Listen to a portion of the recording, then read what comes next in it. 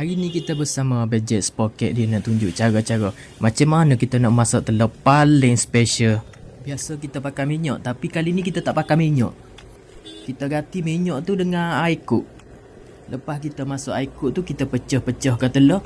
Pecah semua hak kita nak goreng tu. Lepas tu kita kacau-kacau. Kita kacau-kacau telur tu, aduk-aduk semua sehingga sebati. Bila dah sebati semua, kita masukkan bawang. Bawang ni memang kena wajib ada lah. Kalau tak ada, memang tak sedap. Lepas tu kita masuklah sayur-sayur lain. Lada, tomato. Masuk sikit-sikit semua untuk menambahkan kesedapan.